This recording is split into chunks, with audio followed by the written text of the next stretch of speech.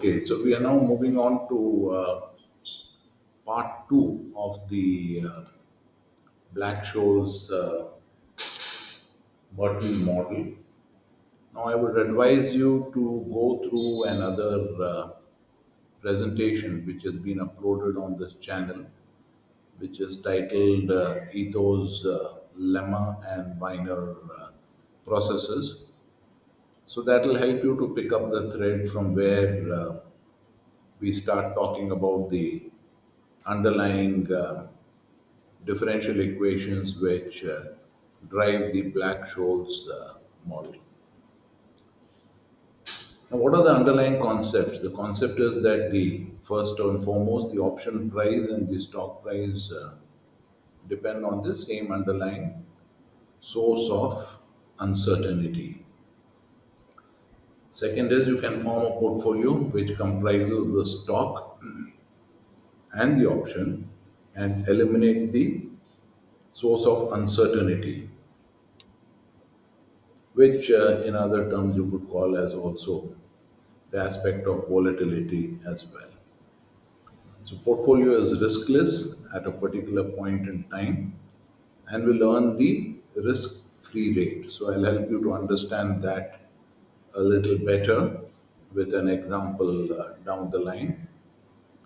So for a very short period, the price of the derivative and the stock price are perfectly correlated. So these are some of the underlying assumptions which you need to be aware of before we get into more details on the Black Scholes Merton model.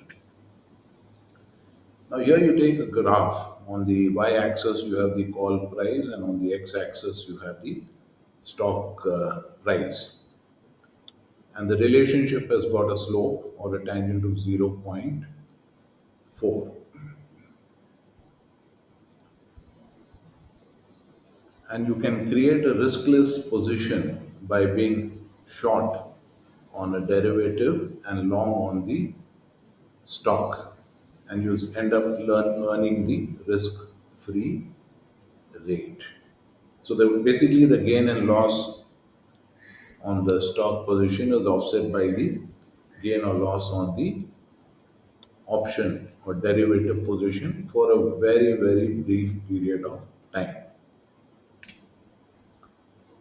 So let's say, for example, at a particular point in time, the relationship between the change in the price of the derivative and that of the stock is given by delta C is equal to zero point 0.4 times delta S.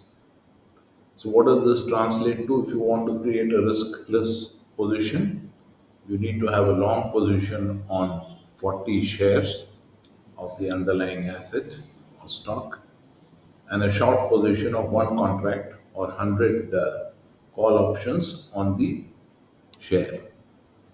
So if the price increases by 10 cents, then your long position would earn a profit of 40 into zero point 0.1, which is $4. Concurrently, you will make a loss on the short position, and that would be 100 times zero point 0.1 times zero point 0.4, which is $4. So this is how the gain on the stock position offsets the loss on the derivative position and vice versa. Like I told you in the earlier slide, the position is riskless for a very brief period of time. So today delta C can be zero point 0.4, tomorrow it can be zero point 0.5. So you need to buy an extra 10 shares to neutralize the position so that it continues to be riskless. So you have to buy 10 shares for every 100 options short.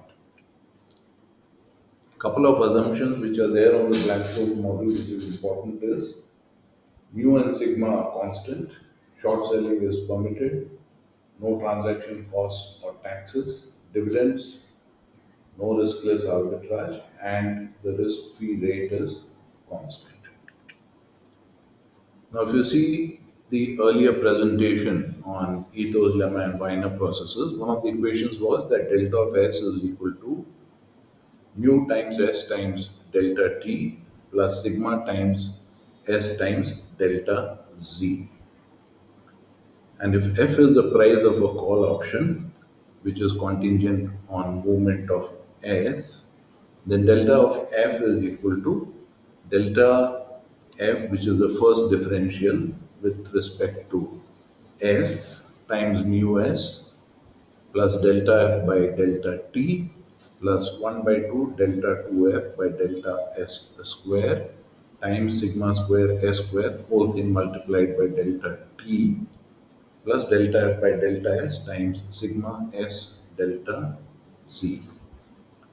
Now, what you need to do is you need to remember the first component of this equation, which is what we are going to be talking a little bit more about, how it writes up to the Black Scholes equation and how this was arrived at.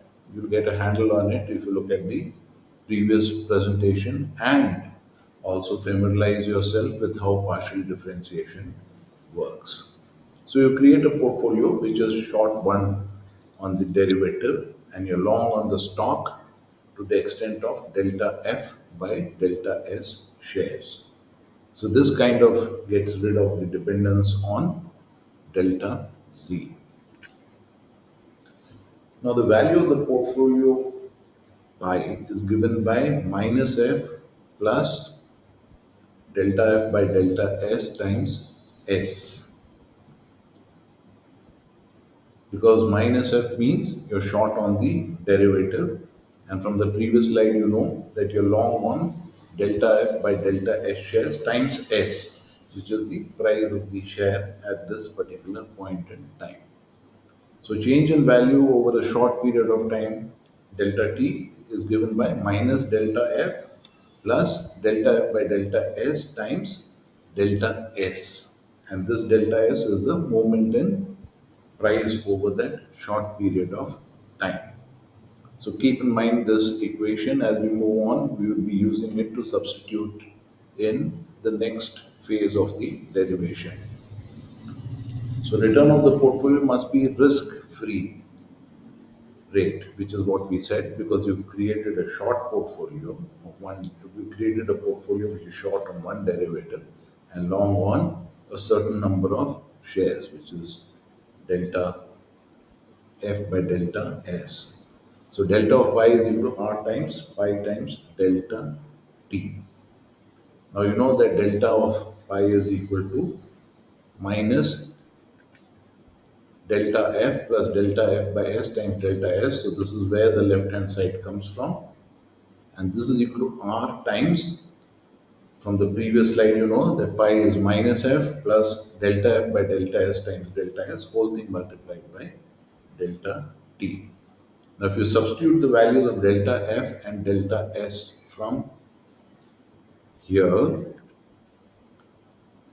what do you get? You get this final equation. I won't go into too much of detail on the derivation. So Rf is equal to delta F by delta T, which means you're differentiating F with respect to T, plus R times S times delta F by delta S, plus 1 by 2 times sigma square S square, delta 2F delta S square. Now, if you have a call option, then the value of the option is equal to max of S minus K or 0 for a European style, and for a put it will be K minus S comma 0 European style. So we know that for value of a forward contract is equal to S minus K e raised to the power of minus R T minus T. So you're discounting the strike price with the risk-free rate times the period to maturity.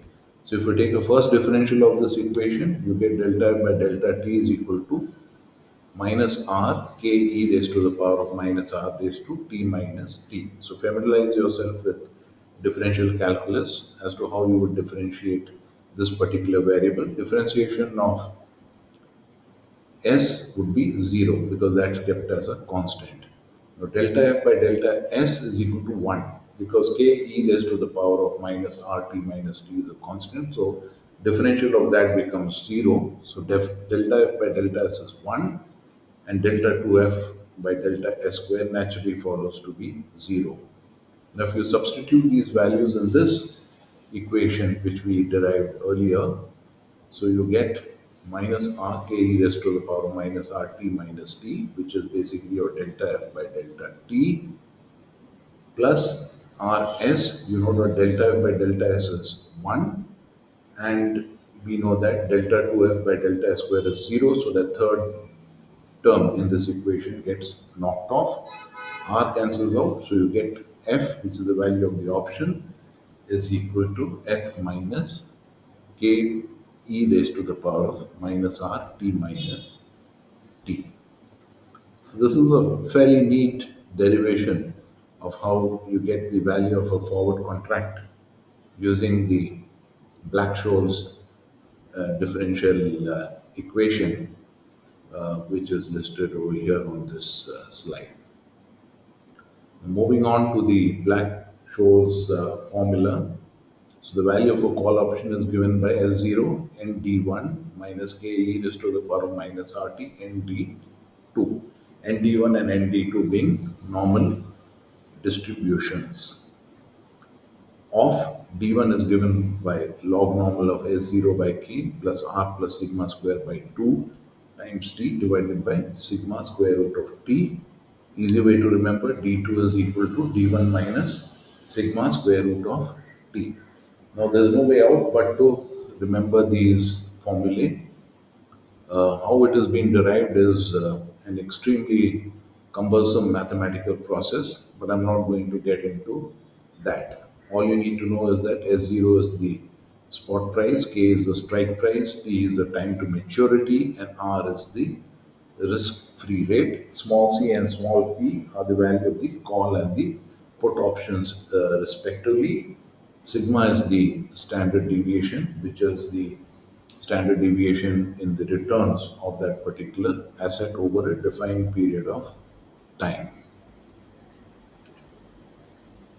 Now, couple of questions come up. What exactly is ND2 and what is ND1?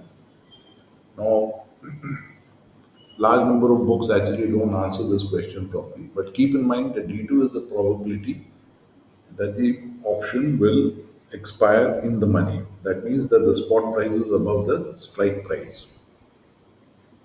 And ND2 basically gives you the expected value or the probability adjusted value of having to pay the strike price for a call.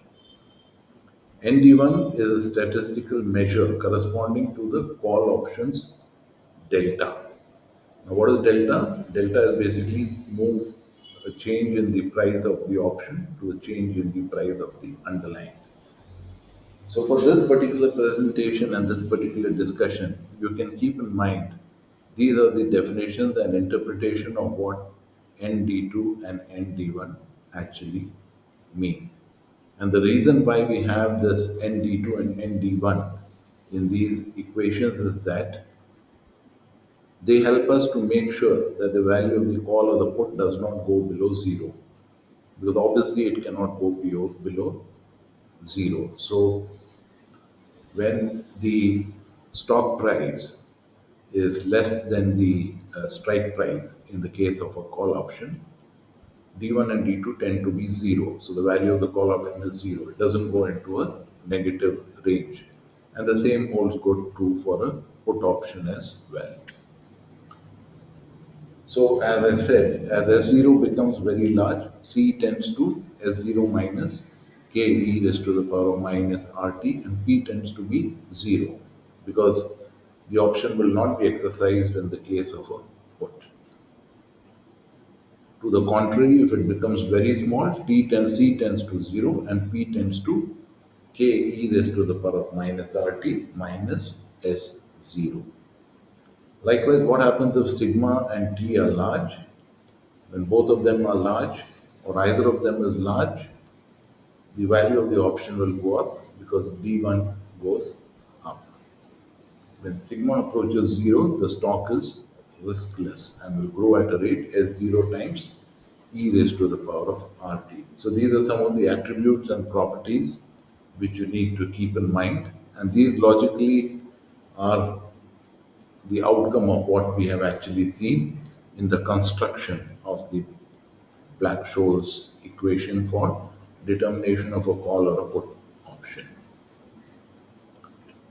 Now let's move on to risk neutral valuation. Now, one thing you will keep in mind is that the variable mu does not appear in the Black Scholes equation. So the equation is independent of all variables affected by risk preference. So it is the same whether you take into account a risk-free world or a risk-neutral world. So this leads us to what we call as the risk-neutral valuation. So basic fundamental idea behind the risk neutral valuation is that the expected return from the stock price is the risk free rate. And using that you calculate the expected payoff from the option. And that is the rate which you tend to use for discounting the strike price.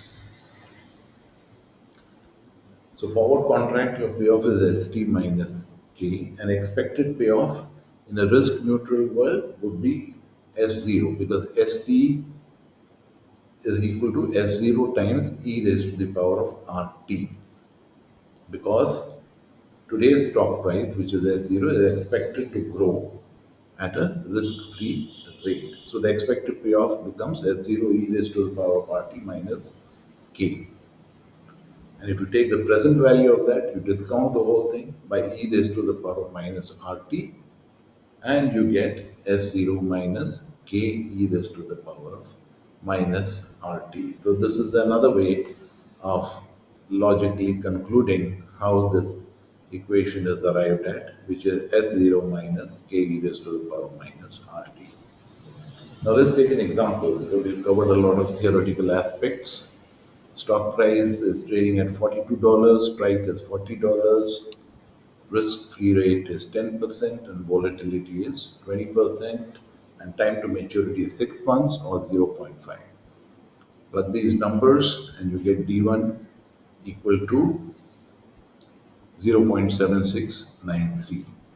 And D2 from the earlier this thing we know is D1 minus sigma square root of T, which is 0.7693 minus 0.2 times square root of zero point 0.5, which is 0.6278.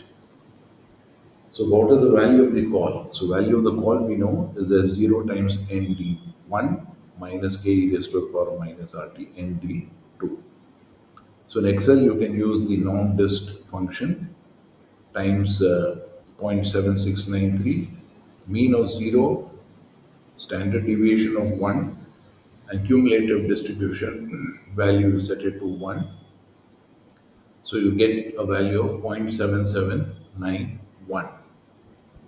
So the value of the call, likewise for ND2, you get a value of point n times 0.6278.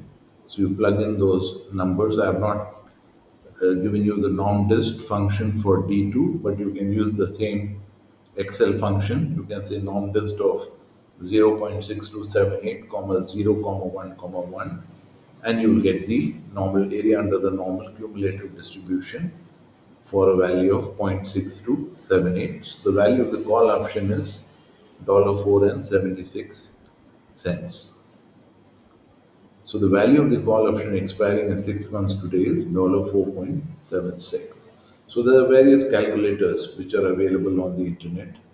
You can choose to use those as well, but it is important to do a couple of calculations on your own using these formula in Excel using norm dist function. So if you don't have Excel, you can refer to the normal distribution tables and actually find out what would be the normal area under the normal curve for these probability distribution to calculate the value of the call or the put option.